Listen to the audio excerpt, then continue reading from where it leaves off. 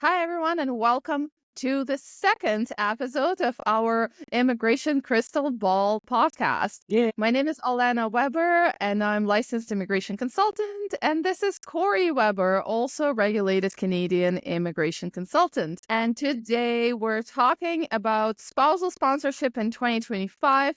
How things are going, what to expect, what trends are seeing. And if you are planning to apply for spousal sponsorship in 2025, you definitely want to watch this video until the end, because in the end, we'll have the best information. Now, we do have only 800 subscribers, and we're really trying to reach 1,000. So please subscribe and like this video. All right, Cory, let's talk about spousal sponsorship. You Yes. are a spousal sponsorship expert since you do them in like crazy quantities and you know all the applications ins and outs. So what do you really see right now happening with spousal sponsorships, and how is it different from what we've seen in 2024? Well, the difference right now is that it's becoming more common, the spousal sponsorship application, as other immigration programs are tightening. So, with express entry, because the high points with express entry and people's, statuses are potentially expiring, those who might have the opportunity to file a sponsorship are doing so. So we are seeing a giant uptick in people interested in the spousal sponsorship route. Another factor is in that sponsorship group, we're seeing a lot more common law applications as people who possibly have been living with partners or for some time, this is a backup plan probably they had and are now fulfilling that backup plan. So saying, let's go, okay, the points are too high, it's an option on the table. Let's do it. So we really are seeing a huge uptick in the basic sponsorship, but specifically common law as well. Also, people are getting married. There are a lot of people who are, let's just go get married. And that way we can file like the married, not common law, but spousal application instead. So yeah, a lot of things are changing that way for right now, for sure. Yeah, for sure. And I think is that a lot of people, as you said, like had that backup plan. Because I remember even myself when I was immigrating, I was like, no, I'm not going to do spousal sponsorship. I'm going to do my economic like immigration. And that time it was just right. Canadian experience class. And I was like, under no circumstances I'm applying for spousal sponsorship.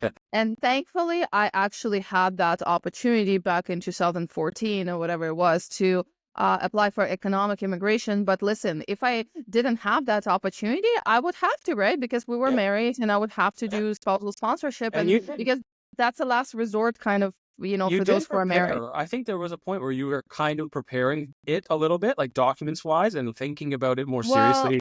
Listen, in 2014, processing time for spousal sponsorship was 4 years. Yeah. 4 years. And that was the big decision factor for me that I was like, yeah, 4 years, like, never mind.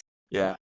So what are we seeing right now in terms of processing times? So processing times, it's not 4 years. It's 2 apparently. But honestly, the inland applications they're saying are going to be 2 years, 24 months for inland outside of Quebec applications. That was updated just in January. I expect that number to come down when we get an update in February. They update processing times monthly. So in my opinion, it's not really 24 months. In our clientele, all of our clients who we have filed within Canada, we're probably seeing closer to 8 to 12 months in that range. It is also based on the type of application you're submitting. If you're submitting a strong application, there's little doubts.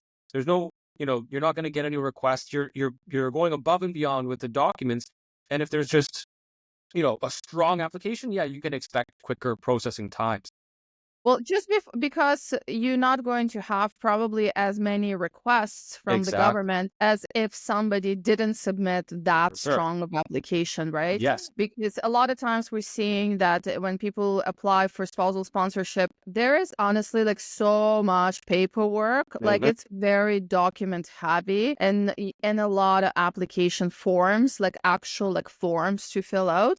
So there are a lot of dates. So when the dates are like not consistent, a lot of times government can ask you to like refill or redo or re-explain or whatever the case is, right? So obviously all of that brings complications to the process. And that's a good point, is the dates. It's a major thing right now that people who are filing these common law, because, it's becoming more popular, more common, are filing their common law applications, realizing, okay, wait, we've never mentioned in any previous application before that we were common law. So on my postgrad work permit, on my study permit, depending on how long someone's been living with their common law partner, it could be a huge red flag. So for example, you've lived with someone for 2 years, you applied for a postgrad work permit, you applied for a postgrad work permit extension, never mentioning that you've been living common law. And now all of a sudden you're going to mention, oh yeah, by the way, I've been common law for the last 2 years or year or whatever. That could be a huge red flag. And of course, that could lead to bad outcomes such as interviews, which we are seeing more of these days. It's becoming much more common. To 2024, we never had interviews. I never had one. Never, yeah. Yeah. And in 2024, even though like clients were legit, everyone was married, and legit marriages, we had a couple of interviews. It is becoming more common that, questions arise, especially around if you're common law and, dates and stuff like that. You got to be very careful with that. Yeah, for sure. Because let's be honest, marriages are conveniences will be there because the government developed or fostered this environment when they let in, 3 million temporary residents. And then now they're not giving these temporary residents opportunity to apply for express entry or PNPs or any other economic pathways, which that fostered. And of course, let's be real, the thing that the person is going to do is pick up the bags and buy a return ticket home. Exactly. They're going to do whatever it takes to stay in Canada, at least some of the immigrants. And that situation by itself fosters their environment for immigration fraud, which would be marriages of convenience. So IRCC is really much aware of what's happening and where the things are going, right? Oh, yeah. So they are ahead of the game, and they're right away. Right now, they are scrutinizing those applications hardcore. That's for sure. And we're not seeing it just with spousal sponsorship. We're seeing it in all immigration pathways and programs. Like at the uptick in rejections, they're looking for ways to get, to refuse the PR applications, whichever pathway that might be. They are definitely out there. Like they have a certain quota, a number of permanent residents that they want to take each year, and this huge amount of temporary residents. So you can't squeeze all those people in. So yeah, I would mention that it would be very smart to be very careful, especially with sponsorship and the potential for misrepresentations and bans from Canada for 5 years.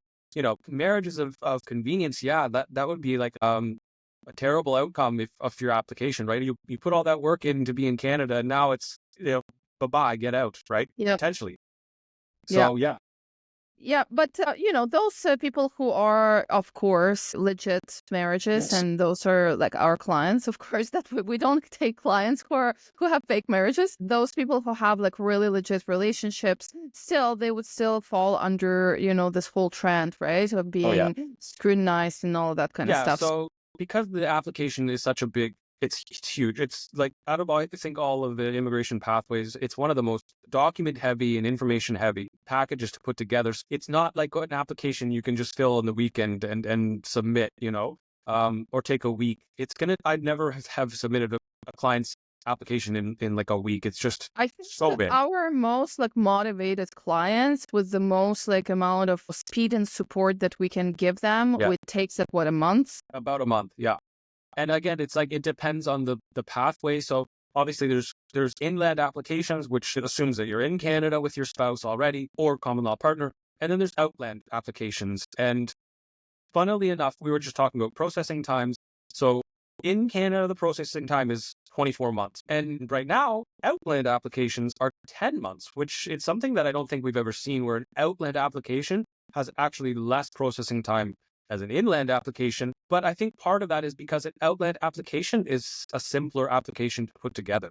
So there's not as much documents required. You don't have to prove that you're living together, right? So you don't have to include all those mutual documents of bills from the house and, all that stuff that you need to provide, like insurance and all these things that you should provide. It's less of that. When we're talking because about... the application package is already kind of document checklist is created by the government based on already a fact that you're not living together, because it is outland application. So it's only as much as you can provide, because you don't need to prove that you're living together. So it's a really simpler application. It is simpler. You still do need to provide some extra documents, like your chat history and your proof that you visited each other, which generally is pretty easy for people to do as long as they're in a true genuine marriage. So yeah, it simplifies things. And I think that's partly why we see like a bit less of processing time. And I think that's also the reason more people in Canada, they understand that, like, as you said, this is kind of a pathway people are turning, and they're kind of discouraging that with a high processing time for in Canada applicants. For those who are legit married and went back home and got married, yeah, absolutely. Outland application is solid right now, for sure.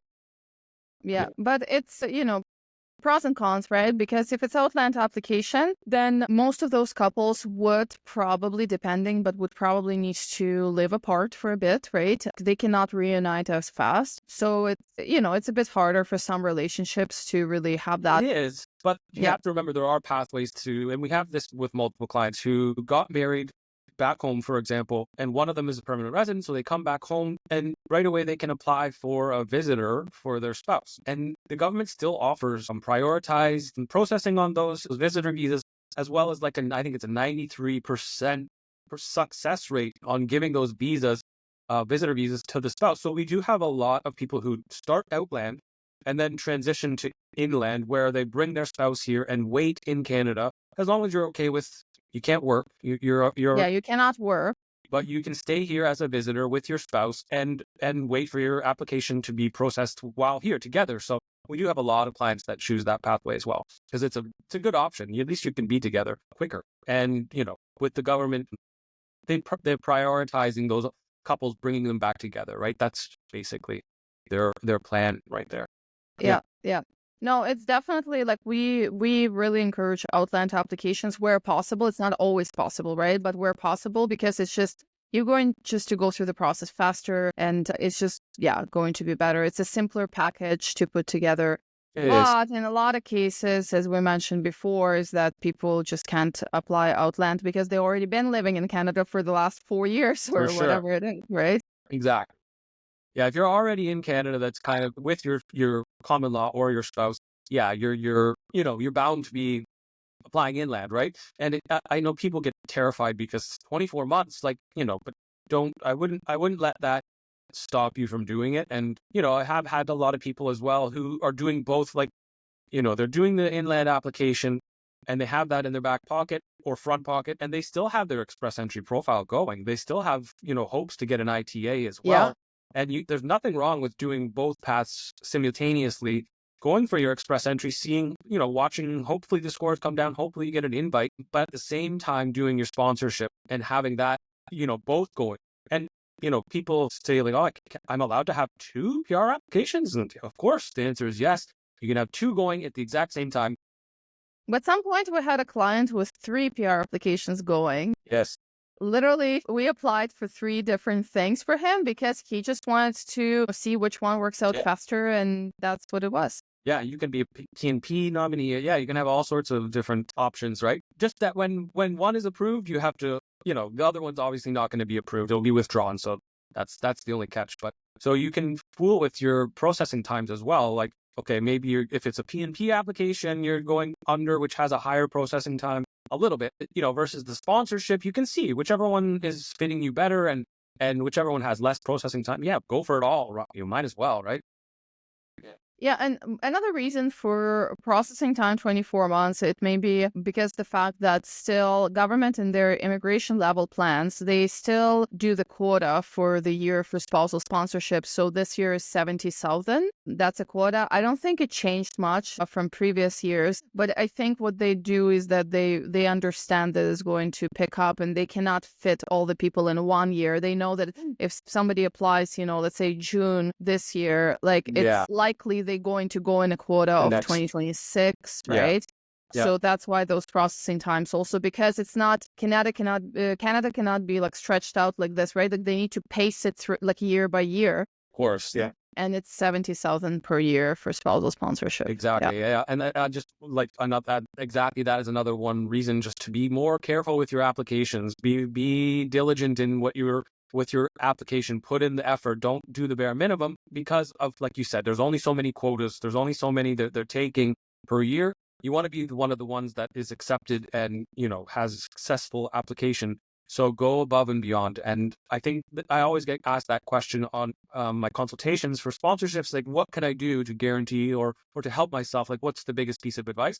And I would say the biggest piece of advice is to do more than what is expected, right? So if you can provide extra documents, do so. If it's like a financial support package or a financial proof you're providing, instead of just providing like one bank statement, I've had clients give me 300 pages of financial statements with showing, the mutual transactions for them. And those are the ones that are going to have the better processing times, right? So Yeah. if you provide one little line, well, obviously it looks not bad, like you've fulfilled the requirement technically, but you really want to drive home your point. So providing as many documents as you can in your own support, that's the best option for sure. Yes, and you mentioned financial proof. So just to be clear, does the sponsor need to prove finances or bank statements or money on their account or proof of funds for a sponsor? So technically there is no fund requirement for sponsorship applications. So it doesn't matter how much you make, but at the same time, the sponsor needs to be able to prove that they can financially support the person they are sponsoring, right? So it's kind of like a weird thing. Basically, you don't have to provide, say, like I make X amount of money, but you do need to provide like a notice of assessment, a employment letter if you have it, if you are working. And then you do need to provide like proof that you are financially capable of supporting the person. And most people do use bank statements for that. And they just use prior, payments that they've done, mutual transactions, gifts, Well, that also supports like shared expenses, like in terms of how genuine your relationships are, because one of the considerations that IRCC have is that how financially intertwined you are in terms of your financial management, because that's just one of the factors of like real relationship. Yeah, that's true. At the end of the day, the whole point of the spouse sponsorship application is to prove without a doubt that you are in a true, genuine relationship, whether it's common law or marriage. And yes, exactly. The more intertwined that relationship is with finances, etc., the better you look, right? And it's really good to put all those bank statements proving you have gifts and Airbnb receipts and all these great things, really proving the ties of your relationship. On my consultations, I like to say express entry is a points-based system and spousal sponsorship is a love-based system. So it's all about the love and how big it is and how much you love each other and how you can prove that, right? So I buy my wife all these gifts and this or vice versa, right? That's kind of the whole point. So the better you can do that in the application with your documents, the easier your processing time is going to be. Yeah. Sounds good. So let's wrap it up with the last thing. So tell me, what is the most common mistake that you see usually in sponsorship applications when people try to do them themselves, which is totally fine. What's the one common mistake? So I'll break it down into two different things. For the inland application as a common law, it's, as I said in the beginning, is not thinking about those dates and, hey, I've been common law for this long and I never mentioned it before in any other application. Red flag, why are you all of a sudden common law? And you've never told us you were common law before. So that's inland. For inland marriages, is just not providing enough documents. There are certain requirements. You have options to provide documents and just not providing enough. That's one of the main things. For Outland applications, the main problem would be having a wedding, let's say, that should be expected to be a big celebration if you're, in certain religions, and not having that. And it can be a red flag that, hey, why didn't you have this giant big wedding? Why aren't your families, all together there? Why do you just have a court marriage back home? That can also raise a red flag as well. So be careful with those things. That being said, we've had a lot of clients who did not have big weddings or big celebrations and they were approved and everything is fine. But I think there are a lot of factors that take place here. Absolutely.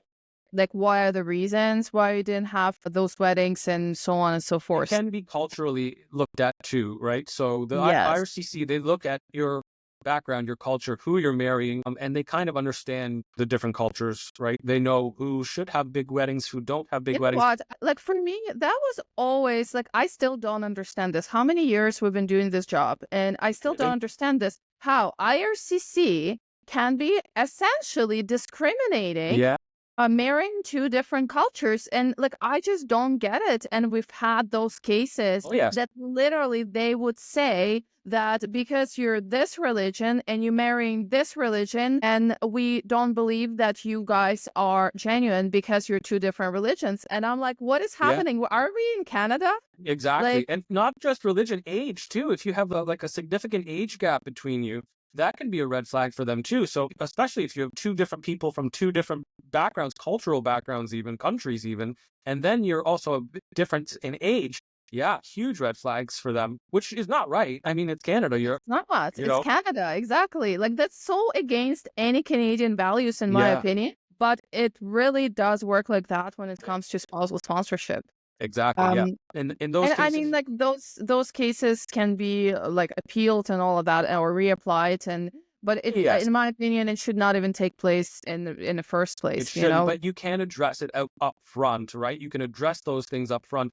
And I have had many, many clients that go through that and say, hey, like, yeah, we're from different cultures, but I love this about their culture. They love that about mine, and da da da. And our parents are getting along great and everything. Like, there's ways to address it, right? So, but yeah, it's a bit of a strange thing from IRCC. Yeah.